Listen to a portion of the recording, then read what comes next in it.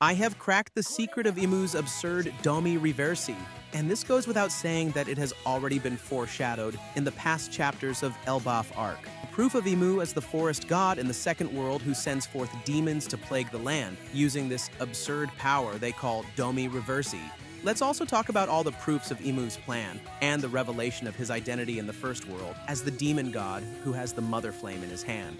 When Imu first showed up, no one really expected her to be holding a grimoire like in some magic-powered animes. Most fans thought, alright, probably a super powerful Zoan user, or someone with ancient strength. But then chapter 1150 came in and just flipped the table. Imu didn't flex raw power but pulled out a demon book with magic. Literal magic, like drawing pentagrams in the air with their fingers and summoning stuff from thin air. At one point, they just spawned a massive cannon from a glowing circle and blew the giants to pieces. That's where the massive pentagram called the Abyss came from, if we really connect them. But the wildest part? That wasn't even close to their final trick. The book seems to be filled with all kinds of spells. And we're talking high-level stuff. They can power up people, grant insane strength to their allies, and even make people immortal. Yeah, that's not a theory. That's straight from the manga. And apparently Imu might also be behind giving out powerful devil fruits to loyal followers. All of this insane power is made possible through something called Domi Reversi, basically the technique that ties everything together. At this point, it's not even a debate. Imu's abilities are completely broken. We're talking next-level, reality-bending magic in a world where most people are still punching with hockey or firing their devil fruit abilities.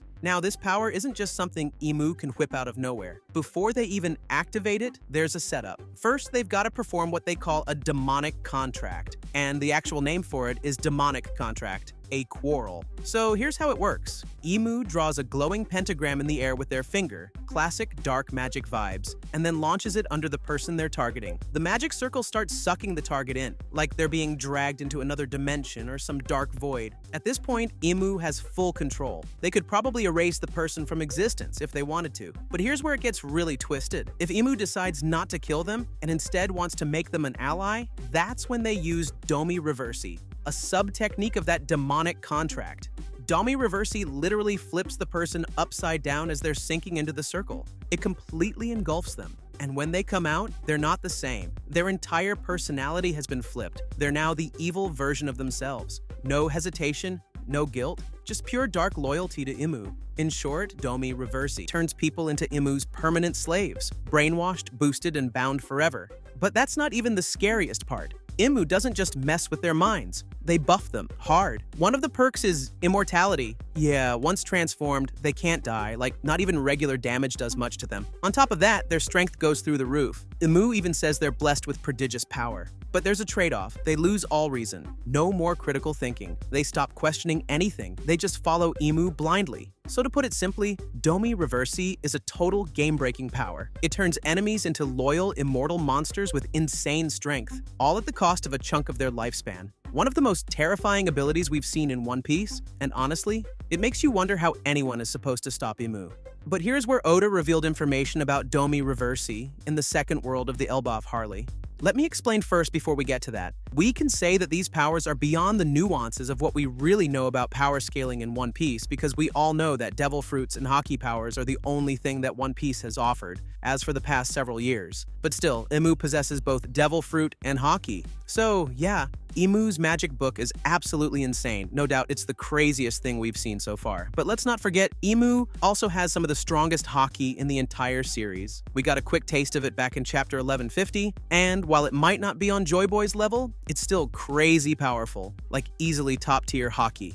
But wait, there's more. Imu also seems to have a devil fruit power, and from what we've seen during the Reverie arc and later in Elbaf, it's seriously overpowered. Oda hasn't fully revealed what it is yet, but even the tiny glimpses we've gotten enough to raise eyebrows across the fandom. Bottom line, Imu's toolkit is stacked. Between hockey and OP devil fruit and literal magic spells straight out of a dark fantasy game, this character is something else. We've probably only seen like 10% of what they can really do. Oda's just giving us crumbs right now, just glimpses. And even those are enough to make Imu look completely untouchable. And let's be real, with everything we've seen in just one chapter, it's hard to deny that Imu might be the strongest character in One Piece, period. No one alive today seems like they stand a chance. And now it makes way more sense why even Joy Boy couldn't beat Imu back in the day. The power this character holds is not just strong, but next level, game-changing, and borderline divine. So now Oda revealed Imu's Domi Reversi in the second world writing in the Elbaf mural. If we read it again, you can see that it says, "The forest god sent forth demons. The sun god did nothing but spread the fires of war." And let's go to the section, "Humans slew the sun and became gods." Now we can finally say that Imu is the forest god who sent forth demons, so the sun god who might be Joy Boy rebelled, gave them what they wanted, which is an all-out war. We can now assume that it was the greatest war of that time. And the next section, this is a revelation to us. This section would be unto something. Humans slew the sun and became gods. This might refer to Joy Boy as the sun and the humans. Maybe the 20 kingdoms who stand with the forest god who is Imu? They defeated Joy Boy because first, Imu has greater power plus allies. That could be it, right? And the next part might be onto something about the first world pointing to Imu. Assuming she is the forest god in the second world and in the first world, she transformed into the demon god. Let me explain the details first. So in chapter 1149, Oda drops a huge bomb. Imu is confirmed to be a god fruit user. Yeah, you heard that right. Just like Luffy is the Sun God Nika, Imu is the demon god. Complete opposites, yet equally powerful. Then, in chapter 1150, we get a better look at Imu's powers. And man, this is where things get wild. We already know Imu is incredibly strong, but what's more interesting is the nature of their abilities. They're not just any regular villain. Imu is clearly the embodiment of the devil itself in the One Piece world. Look at the design. Bat-like wings, a devil tail, and of course, a trident. It's like Oda's telling us, Imu has been a devil all along, no doubt about it. And Imu might actually be the complete opposite of the sun god. Luffy's the Sun God Nika, bringing freedom and joy, while Imu seems to embody everything dark and twisted. This idea of Imu being a demon god fits perfectly with the powers they possess, which are literally referred to as the power of evil in the series. So yeah, Imu's role in the story is shaping up to be much bigger than we first realized. Not only are they connected to the devil fruits, but they're also the opposite force to Luffy's own godlike powers. Given that Imu is the demon god of the One Piece world, it is clear to see that their powers cannot be stopped by just anyone. Imu is an absolute monster that even Luffy might not be able to stand up for now. They are at the moment the strongest in the world of One Piece. Seeing a glimpse of their power, it is clear that Joy Boy is way out of her league. Against a demon god such as them, winning is almost impossible. Now we have already constructed that Imu might be the forest god who sent demons in the world, and also might be the demon god in the present we know as the First World, who again, creating demons as her army. This next part would be the proof of everything that we are cooking. Oda revealed Imu's demon army, but this was already planned way back so many chapters before. Let me explain. First things first, Imu really wanted a giant demon army. I think fans know that Imu's eyes were always set on the giant demon army from the get-go. Imu and the world government did experiments to create a giant army. At the same time, they even tried to traffic some giants into the navy. With the Holy Knights, Imu tried to get the giants to willingly submit due to their kids being hostages. However, at the end of it all, Imu themselves decided to use their magic powers to corrupt the giants of Elbaf and turn them into demon slaves. Undoubtedly, taking down the demon army isn't going to be easy, but if there's anyone in One Piece who can fight them, it'll be the Straw Hat Pirates and the new Giant Warrior Pirates. Currently, half of the Straw Hats are in the underworld of Elbaf, which means that their main strike force isn't even around. Soon, they'll ascend from the underworld, and when that happens, Oda will give fans a massive war in Elbaf. Luffy and Loki will likely teaming up against Imu as depicted in the Harley. Zoro and Sanji will fight Dory and Brogy. Speaking of these demon army who had been slaves, and most likely we can assume they are already dead since their lifespan is one of the price in the contract to become these kinds of powerful demons. The question is, are the Holy Knights actually corpses under Imu's control? Here are the details we've come up with. Let's first talk about Gunko. First evidence is when Gunko paused during the heat of battle after experiencing what looked like a personal memory or emotional trigger. She seemed to have remembered Brook out of nowhere, despite showing no signs earlier of any connection to him. But before she could act on this memory and reach out to Brook, her body stiffened and her expression blanked out, and her eyes changed to the double-ringed irises that fans have seen in previous instances tied to Imu's appearances. It has come to my conclusion that Imu may have the power to directly hijack the bodies of others, potentially even those who are long dead. That idea becomes even more compelling when considering that the Holy Knights somehow don't remember their past, except Shamrock. and I think he is an exception. They have this mechanical obedience to Imu, both of which could be signs that they might not be alive at all. The idea of controlling dead bodies isn't new in One Piece.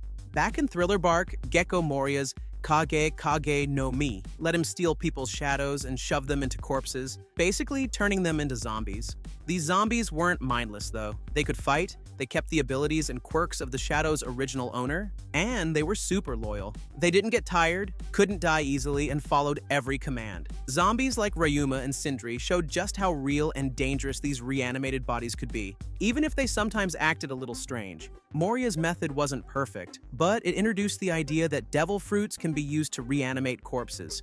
Now here's where it gets wild. Imu, who might have existed since the Void Century, could be using a way more advanced or completely lost version of that same concept. Instead of crude zombies, maybe Imu can take full control of bodies, possibly even without needing a shadow. One scene from Thriller Bark might explain what happened to Gunko. Remember how Sindri, even as a zombie, managed to smile and disobey Hogback just for a moment? That was a brief spark of who she used to be. That moment mirrors what we saw with Gunko. She had a flicker of memory, maybe recognizing Brook, but then her body locked up, her face went blank, and her eyes changed, almost like Imu reasserted control over her. So if Imu really is reanimating bodies like this and doing it better than Moria ever could, it means some of the people we're watching fight might not even be alive. What makes this whole Imu theory even more terrifying is the difference between Gunko and Moria's zombies. Moria's creations didn't have their original personalities. They just acted like the shadow that was put inside them. But Gunko, she showed a flicker of something real, like she actually remembered someone, possibly Brook, before her body was taken over. That tiny emotional reaction hints at something darker. What if her real soul is still inside, trapped and buried under Imu's control? That's where this theory gets chilling. The Holy Knights, always silent, hidden, and totally obedient, act like machines with zero emotion. Gunko's reaction shows that Imu might be controlling them on a soul level, not just their bodies. Moria already proved that reanimating corpses is possible in the One Piece world. But Imu? She could be using an ancient, forgotten version of this ability. Something way more advanced, powerful, and horrifying. And this last part might really give us more hype for the coming chapters of Elbaf arc. Based on Imu's double S-class godly powers, the destruction of Elbaf is inevitable, and will mark the beginning of the final war. Elbaf isn't just the strongest nation in the One Piece world, it's also one of the most historically rich. The Giants deeply value their legacy, and the destruction of Elbaf's library won't be taken lightly. The people of Elbaf won't forgive the Holy Knights or anyone tied to the world government, and the government knows this. That's why it once tried to enslave the Giants, not because they were allies, but because they feared their raw power. Now, with Elbaf in ruins, the stage is set for the final war. The Giants have ancient ties to Nika, the Sun God, and they'll never stand with Imu, the embodiment of darkness. The only way Imu can control Elbaf is through hostages, but that's a card the Straw Hats won't let him play. Even with Gabon defeated, the battlefield is still packed with monsters. Luffy, Zoro, Sanji, Loki, warriors strong enough to go head-to-head with the Holy Knights and turn the tide. Once the Holy Knights fall, the people of Elbaf and the Straw Hats can begin to rebuild what was lost and prepare for what's next. Because let's be real, there's a very real chance a final time skip is coming. The Straw Hats still need to level up before the real endgame begins. Whether it happens or not, we'll find out soon. The next chapters are going to change everything.